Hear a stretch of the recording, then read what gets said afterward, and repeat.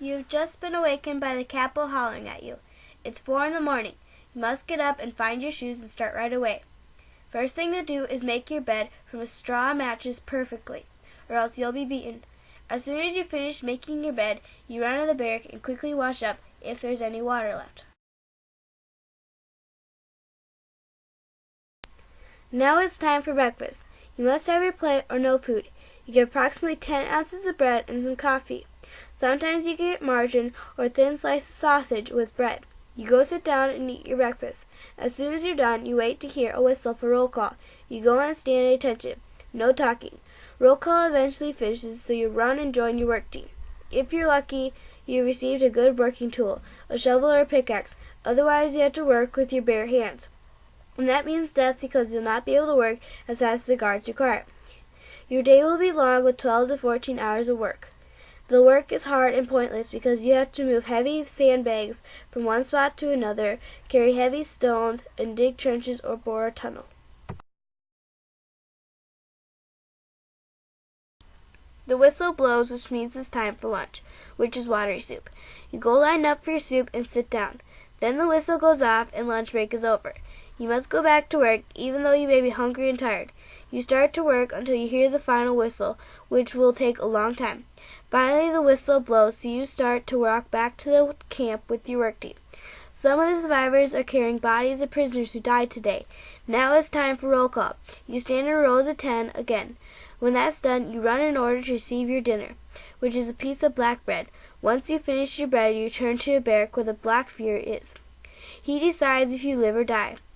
Eventually, you're allowed to lie down on your straw mattress in a bunk bed of 5. You are lucky today because you have survived. My name is Liz, and I'll be talking about daily life in the camps during the Holocaust. I chose this topic to not only learn more about the camps, but teach others how badly people were treated in concentration camps. The term concentration camp refers to a camp in which people are detained or confined, typically under harsh conditions and without regard to legal standards of capture and imprisonment that are acceptable in a constitutional democracy. When Jews arrived to the camps, their clothing was taken away and replaced with a striped uniform. The men would wear a vest, hat, trousers, and coats. Women wore a dress. For shoes, they wore wood or leather clogs. Socks were not supplied. Clothes would be changed about every 6 weeks.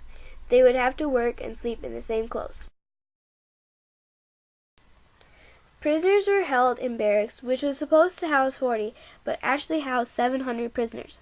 The beds were either brick planks, wooden bunk beds, or straw. The wooden barracks were once stables. Each barrack had 2 stoves, but there wasn't fuel provided, so many prisoners died of extreme cold.